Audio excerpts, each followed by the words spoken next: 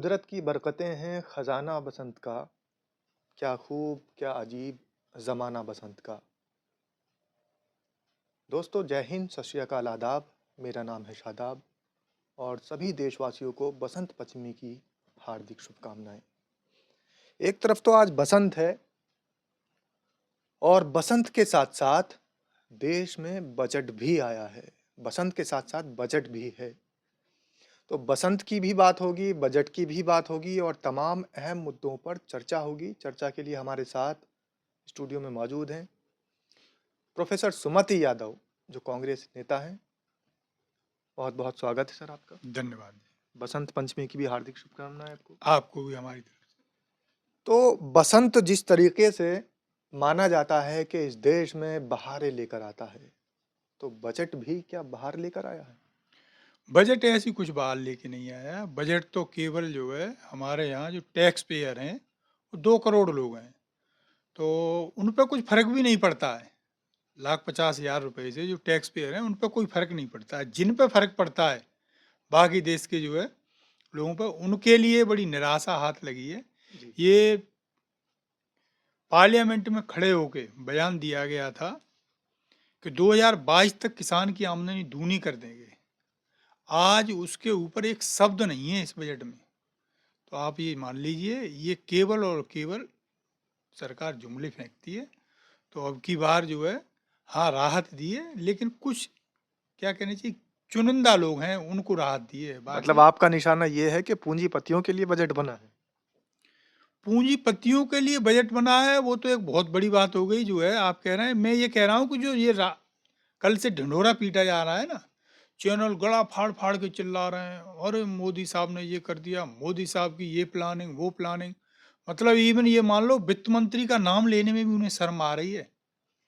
मनमोहन सिंह जी, चंद्रशेखर आजाद की जब सरकार चली गई थी उसके बाद नरसिम्हा राव सरकार में वित्त मंत्री बने थे। जी। तो बड़े गर्व से लोग कहते हैं कि भाई उस टाइम देश पे पैसा नहीं था, देश बिल्कुल कंगाली की तरफ चला गया था। मनमोहन सिंह वित्त मंत्री आए और उन्होंने रिफॉर्म्स लागू किए हिंदुस्तान में। उनकी दूरदृष्टि कही है, उनकी प्लानिंग कही है, इतनी ज़बरदस्त रही कि हमारा खजाना भरता चला गया। अच्छा। और एक ये सरकार है जो वित्त मंत्री का नाम नहीं लेना चाह रही है। मुझे तो अचरज हो रहा है, भैया फिर ये बनाए काहे के लिए? आप इतना खर्च करवा रहे हो, फिर ये खत्म कर दो, अपना ही कर लो ना। वन मैन शो ही रखना है आपको, तो खत्म कर दो। क्यों इन्हें घोड़ा गाड़ी दे रखे हैं, सबको बंगले दे रखे हैं, जो खर्चा हो रहा है जो अनायास। जी। खैर, हम तो बसंत के मौके पर अभी चर्चा हो रही थी, हमारे कुछ पत्रकार साथियों से भी हमारी चर्चा हुई बजट को लेकर। तो कुछ लोगों का कहना है मिडिल क्लास को लेकर बजट बिल्कुल भी सही नहीं है।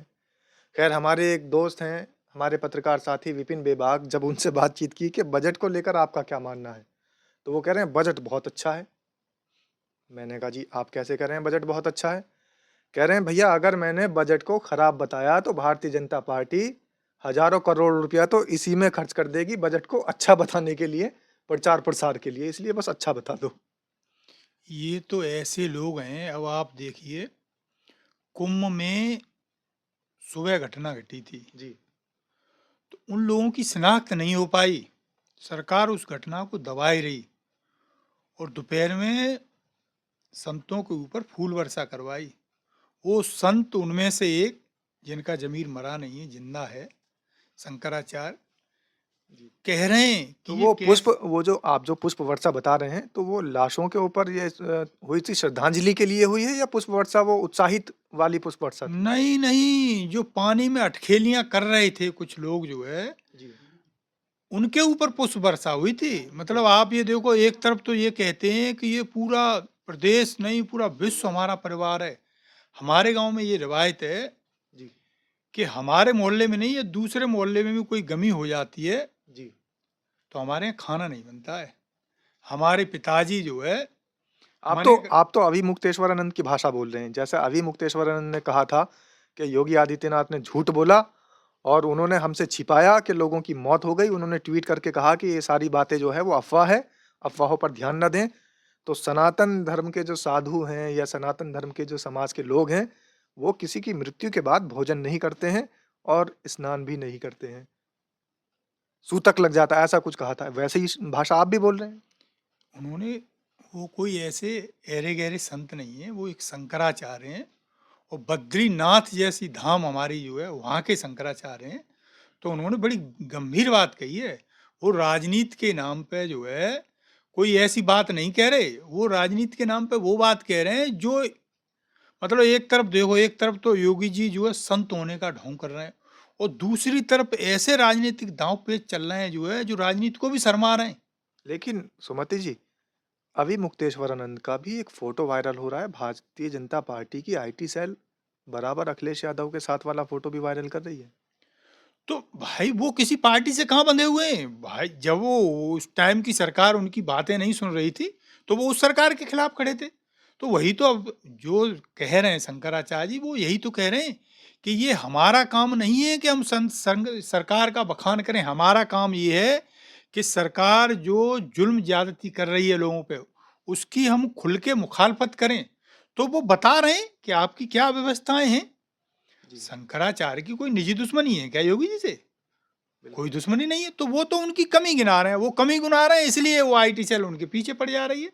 अच्छा, मतलब जो भी कोई आदमी कमी गिनवाएगा और हक की बात करेगा, सच बात करेगा, वो सरकार का दुश्मन हो जाएगा, आपका ये कहना है? आप ऐसे मान लीजिए जो है, फिर भाई क्या लड़ाई है उनकी शंकराचार्य जी से, जो शंकराचार्य जी को पता नहीं क्या-क्या कह के ट्रोल करवा रहे हैं ये अपनी आईटी सेल से, जी। हैं? वो संत नहीं है क्या? हैं? संत वही होंगे जिसको ये सर्टिफिकेट दे देंगे।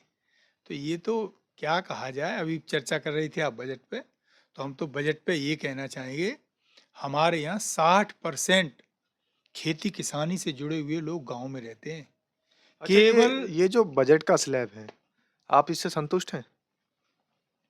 भाई मैं कैसे संतुष्ट हो जाऊँगा? एक किसान मिलता है का अच्छा बेटा स्लैब? हूँ, एक किसान का बेटा हूँ जो है।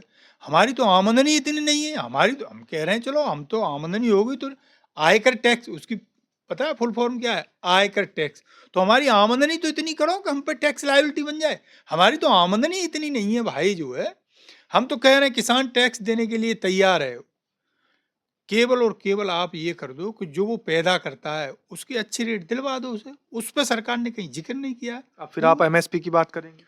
अरे भाई क्यों जब ये 2014 में आए थे तो सीना चीरते सीने पे ऐसे मारते थे बहनों और भाइयों हम आपको एमएसपी देंगे।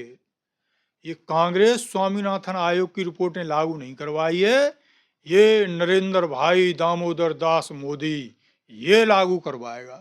तो हम तो वही उनके शब्द उनको याद दिला रहे हैं कि साहब आपने इलेक्शन से पहले कुछ वायदे किए थे और इलेक्शन के बाद भी पार्लियामेंट में खड़े होकर ये कहा था, यूपी में जब चुनाव होने वाला था तो खड़े होकर ये कहा था कि 2022 तक देश के किसानों की आमदनी दूनी कर देंगे।